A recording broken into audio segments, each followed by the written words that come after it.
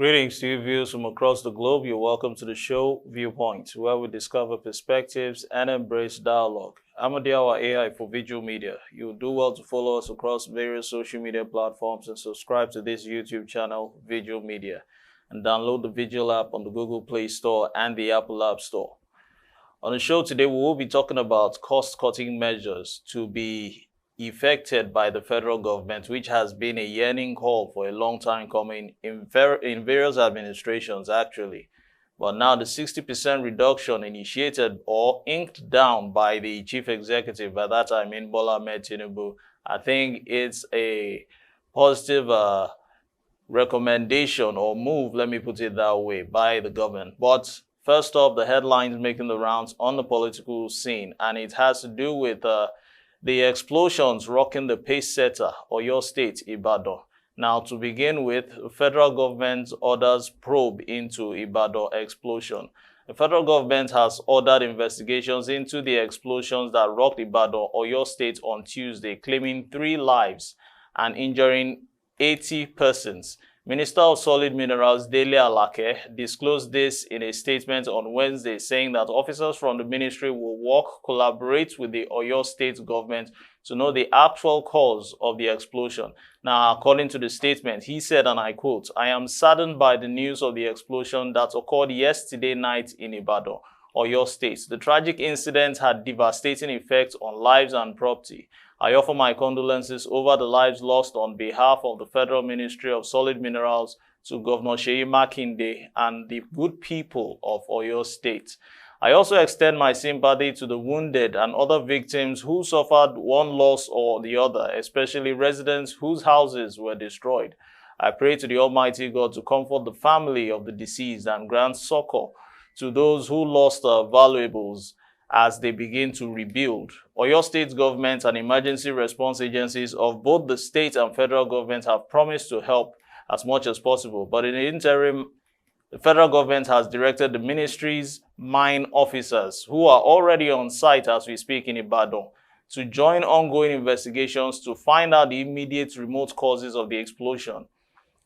They have ordered a detailed investigations, and the officers will work in collaboration with the Oyo State government to know the actual root cause. Now, these were statements which he actually made concerning the pace setter explosion in Ibadan, Oyo State.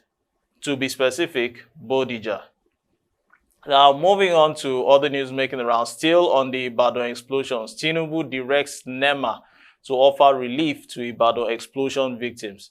Chief Executive Bola Ahmed Tinubu has ordered the National Emergency Management Agency to work with the Oyo State government and offer immediate and comprehensive relief to victims of the explosion that rocked Ibadan on Tuesday. The explosion, which took residents of the Oyo State capital by storm or surprise, left 2 persons dead and about 80 injured. It also destroyed several buildings, vehicles, and other properties. In a statement by the presidential spokesman, Ajuri Ngelale, Tinubu expressed sadness over the devastating explosion. He said those behind the explosion should be fished out and punished. Tinubu commiserated with his government and the people of Oyo State and called on all concerned agencies of the government to unravel the circumstances that led to the tragedy with alacrity. Residents who spoke with journalists said houses and cars actually far from the scene of the explosion were impacted by the blast wave. Now, visiting the scene of the explosion on Tuesday, Governor Seyi Makinde confirmed the casualties figures to journalists. Makinde said that he directed that the medical bills of the victims of the explosion will be covered by the government with temporary accommodation provided for those whose houses were affected by the explosion. The governor said preliminary investigations by security agencies revealed that the blast was caused by illegal miners occupying one of the houses in Bodija. Now, this is an area in Oyo State, Ibadan, adding that the explosion occurred at Adeyi Avenue, Bodija. However, in any case, it was heard and felt in many parts of the city. Now, moving on, still on the explosions rocking Ibadan, foreign names on the CAC documents of the company indicted for Ibadan explosion. Now, Governor Seyi Makinde on Wednesday said the Corporate Affairs Commission certificate of a mining company indicted for Tuesday's explosion in Ibadan, Bodija area of Oyo State showed some foreign names as the owners. Makinde, who was a guest on the television show on Wednesday night, also said the death toll in the unfortunate blast had risen to 3 as one more victim died in a hospital earlier on today on Thursday. Makinde said that the state had identified an individual of interest that security agents should be invited for questioning. He said that the state government has no reason for cover-up and the people of the state should trust the administration which he runs.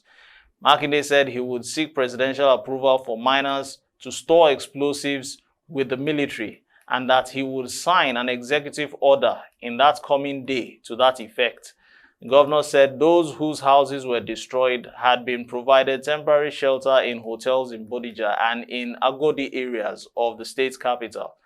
Might we recall there was a panic in Ibadan on Tuesday evening, a loud explosion rocking the ancient city. There are so many ancient cities out there, with building collapsing due to the terrific vibration. Residents who actually spoke to journalists stated that houses and cars were drastically impacted by the blast of the wave of the blast. Now, similar impact, if we recall, took place in Ikeja bomb blast yesteryears. Now, victims who have been rushed to hospitals, while some residents who are still trapped in rubbles of buildings that caved in due to the impact of the blast, I want to believe should be tended to in due time.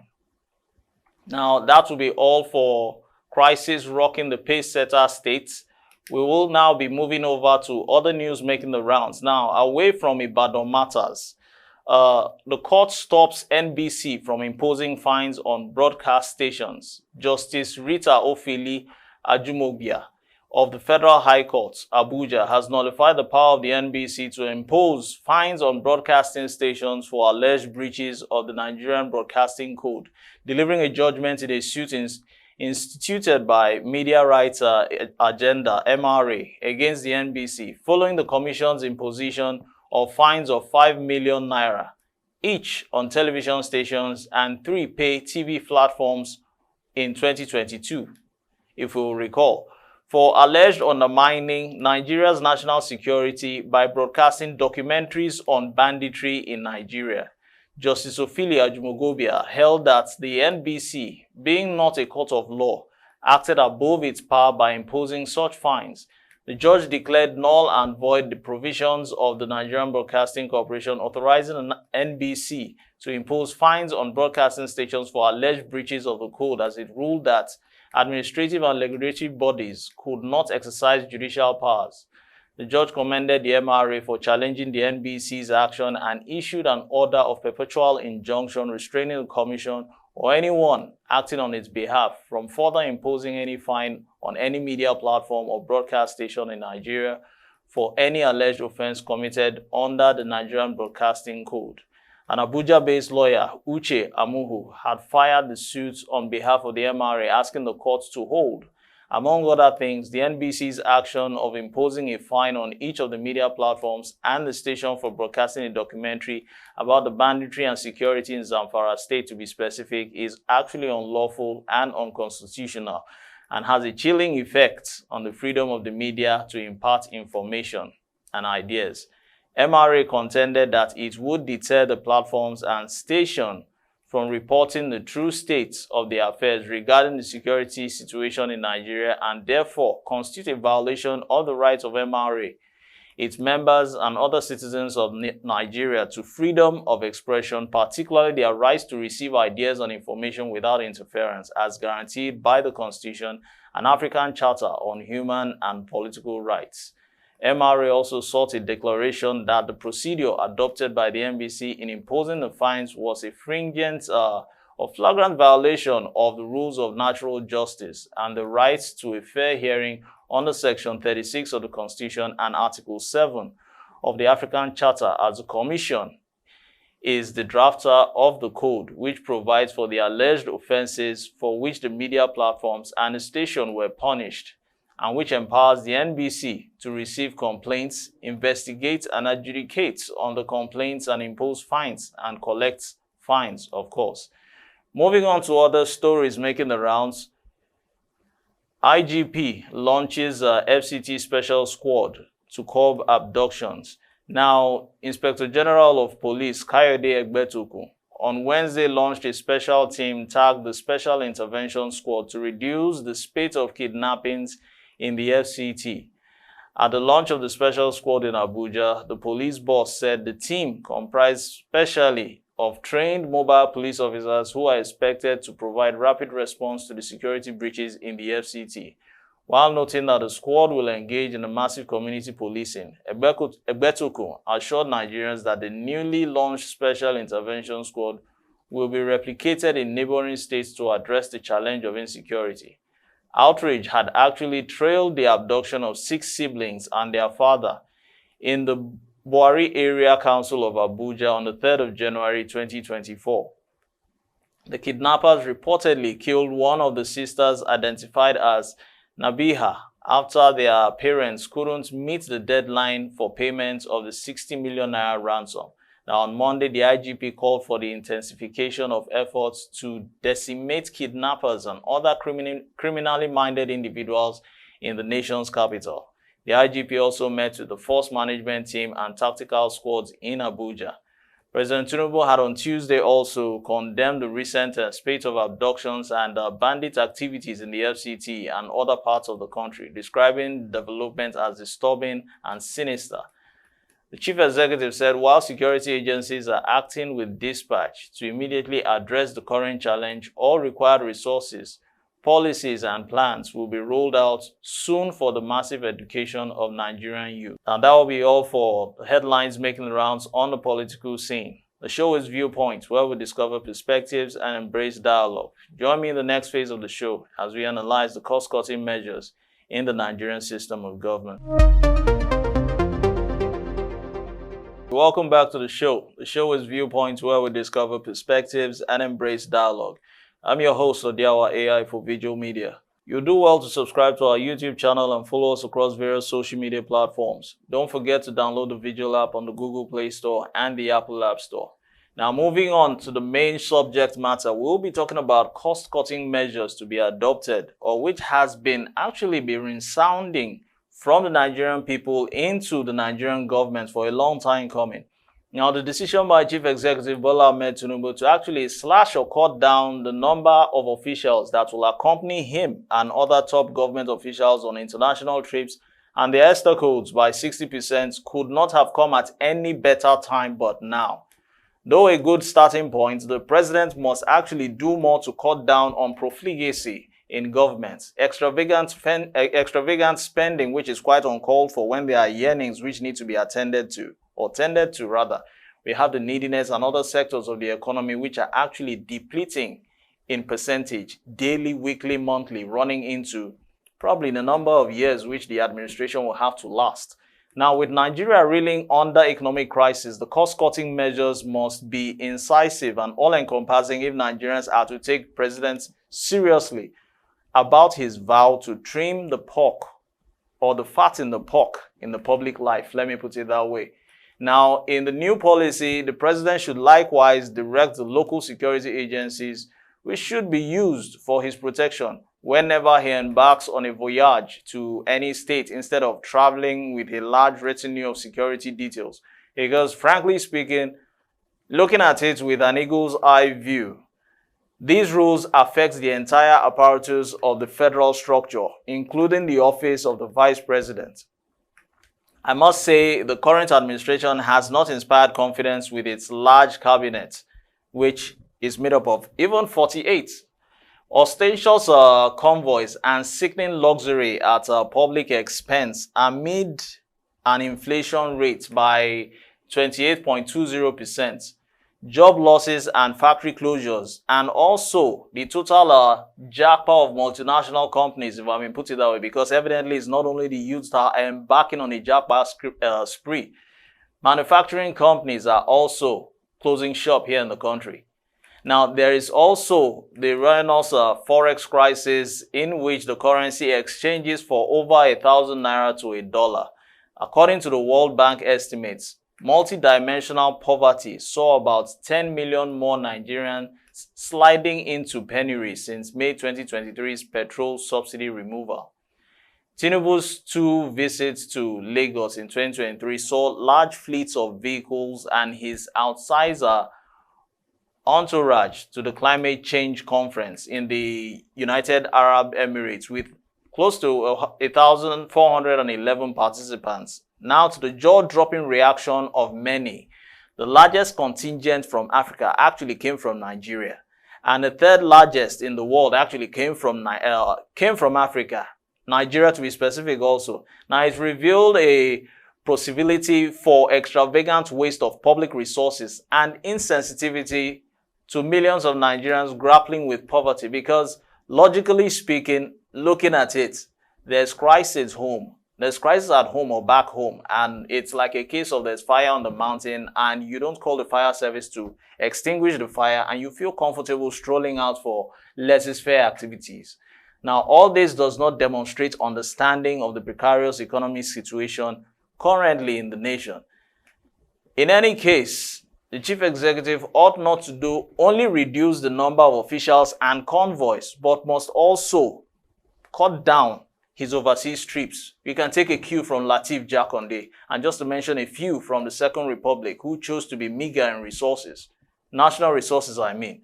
Now, reducing unnecessary expenditure can contribute to a more suitable debt profile, sound fiscal management, including cost-cutting measures, which glaringly should enhance investors' confidence, because when investors see that, they will take you serious and come in and do business with you. Now, this in turn attracts foreign investments and backs economic growth. Nigeria, as we speak now, we won't deny, is in a crisis, and a holistic approach is actually required to remedy this. The government cannot take seriously it will never be taken seriously if it continues to maintain a large retinue of ministers and ideas while neck deep in borrowing and servicing debts with over 98% in its own revenue. Truth be told, the cost of maintaining the arm which fabricates the law, I mean the legislature or Congress I mean here, is really, really too high. Let's take, for instance, if we look at the House of Commons or House of Lords, I'm talking about the UK Parliament here, or the capital, which is the Congress.